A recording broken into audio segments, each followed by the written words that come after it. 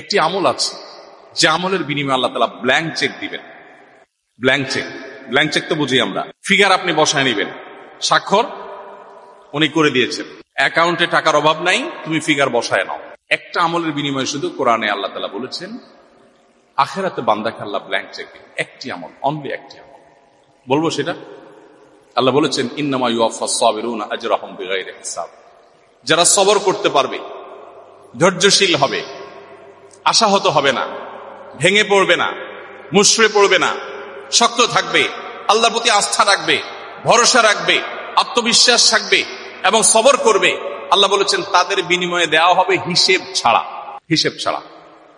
এই জন্য ভাই, আপনি যদি ইসলামে আসেন, আপনি যদি ইসলামটাকে বোঝার চেষ্টা করেন, আপনি যদি ইসলামটাকে মানার চেষ্টা করেন, তখন আপনার ক্যারিয়ারটাকে আপনি দারুণভাবে এনজয় করবেন। আপনার প্রমোশন হলো না, ক্যারিয়ারে আপনার প্রমোশন হলো না, আপনি খুব সৎ অফিসার কিন্তু প্রমোশন হলো না।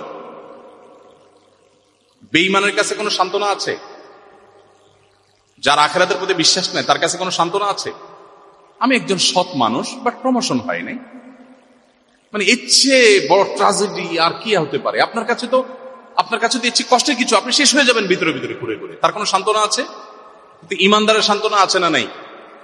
আছে না নাই?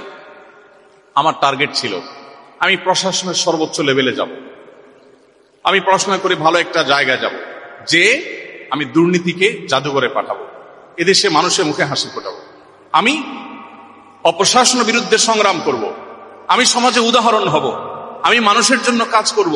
এটা জীবনের সার্থকতা। ভোগবাদ এটা জীবনের সার্থকতা না। ভোগ করে সুখে থাকা এটা তো গরু ছাগলও পারে, পশু পাখিও পারে। ভোগবাদের বিপরীতে দাঁড়িয়ে ত্যাগের মধ্য দিয়ে মানুষের মুখে হাসি ফোটানো এবং তার বিনিময়ে আবার আল্লাহর কাছ থেকে রিওয়ার্ড আসা, এটা তো আমার জীবনে অনেক বড় একটা টার্গেট।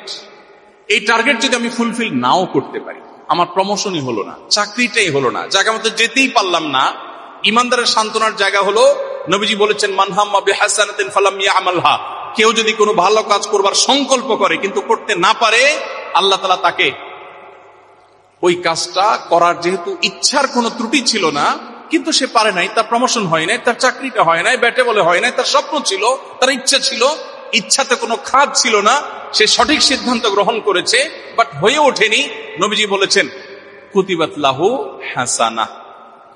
সে যা নিয়ত করেছে ওটা নিয়ত করে করলে যা সওয়াব পেত, নিয়ত করে সেটা করতে না পারলেও আল্লাহর কাছে সমপরিমাণ সওয়াব লাভ করবে। আপনি যদি মুসলিম হন, আপনার জীবনে প্রমোশন না হলে, চাকরি না হলে আপনি সান্ত্বনা খুঁজে পাবেন। চাকরি হয় না তাতে কি সব এক চুলও কম হবে না, আল্লাহ আমাকে পাই করে দিবেন, ঘোষণা দেওয়া আছে, কারণ আমার ইচ্ছা কোনো ত্রুটি ছিল না। কিন্তু যদি আপনি ইমানদার না হন, আপনি বেঈমান হন, তাহলে সেক্ষেত্রে আপনার কোনো সান্ত্বনা না, আপনি ও স্যাড বলে আপনি মন খারাপ করবেন, কিন্তু আপনার কিছু করার থাকবে না, আপনি অসুস্থ হবেন,